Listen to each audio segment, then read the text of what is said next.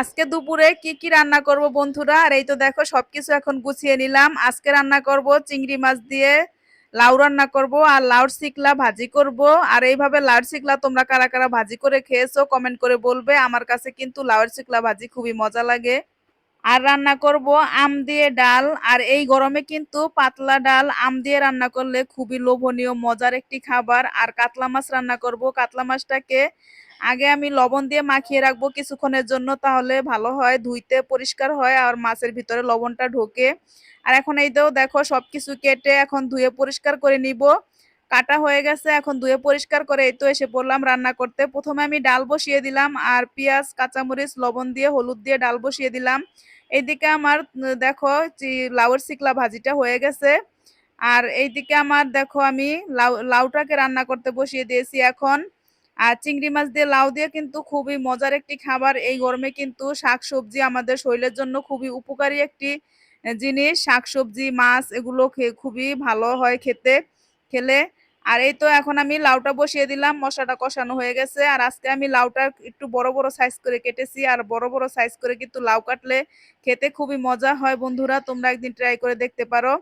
আলহামদুলিল্লাহ আমাদের প্রায় রান্না শেষের পর্যায়ে এসে পড়েছি, এখন ভাত বসিয়ে দিলাম। আর এদিকে আমার লাউ তরকারিটাও হয়ে গেছে। আর আজকে লাউ তরকারিটা খুবই সুন্দর একটি কালার আসছে বন্ধুরা। আর অল্প একটু ধনিয়া পাতা দিয়ে এখন নামিয়ে ফেলবো। লাউটা হয়ে গেছে, এখন বসিয়ে দিব আমাদের কাতলা মাছ ভুনা। তাহলে আমাদের রান্না শেষ। আর তোমাদের কাছে এরকম গ্রামীণ খাবারগুলো কিরকম কিরকম লাগে বন্ধুরা কমেন্ট করে অবশ্যই বলবে। রান্না করতে করতে এখন গরম লাগতেছে। আর এই তো দেখো আমার আম্মু গ্রাম থেকে পাকা আম এনেছে, আর এখন আমি আমগুলো কেটে নিলাম।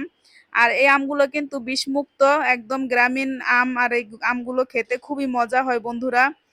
আর আলহামদুলিল্লাহ এই বছরের প্রথম পাকা আম খাইতেছি। তোমরা কারা কারা এখনো পাকা আম খাওনি কমেন্ট করে জানাবে। আর তোমাদের দাওয়াত রইলো, এসে পড়ো বন্ধুরা। এই তো এইদিকে আমাদের ভাতটাও এখন হয়ে গেছে। আর এইদিকে এই তো মাছ ভুনার জন্য মশলাটা কষানো হয়েছে, এখন মাছটা দিয়ে নামিয়ে ফেলবো। আজকে আমাদের দুপুরের খাবারগুলো খুবই সাধারণ ছিল, কিন্তু একদম অসাধারণ স্বাদ ছিল এই খাবারগুলো বন্ধুরা। খুবই লোভনীয় লাগতেছিল এই আমাদের আজকে লাউ তরকারি আর কাতলা মাছ ভুনা, শাক ভাজি। আলহামদুলিল্লাহ আজকে সবগুলো রান্না খুবই মজাদার বন্ধুরা। তোমাদের কাছে এরকম খাবারগুলো কিরকম লাগে কমেন্ট করে অবশ্যই বলবে। আর এই তো দুপুরে গোসল করে নামাজ পড়ে এসে পড়লাম এখন খাবার টেবিলে। আর কি কি রান্না করলাম তোমাদেরকে দেখাই। কাতলা মাছ ভুনা, লাউ চিংড়ি, আর এই হচ্ছে লাউ চিকলা ভাজি।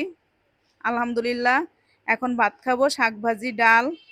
ধন্যবাদ সবাইকে ভিডিওটি দেখার জন্য বন্ধুরা। এই গরমে কিন্তু তোমরা বেশি বেশি সবজি শাকসবজি খাবে। আর শাকসবজি খাওয়া কিন্তু শরীরের জন্য খুবই উপকারী। আর এই রকম শাকসবজি কিন্তু খুবই খেলে খুবই ভালো হয় আমাদের এই গরমে। ধন্যবাদ সবাইকে, শুভ দুপুর, আল্লাহ হাফেজ।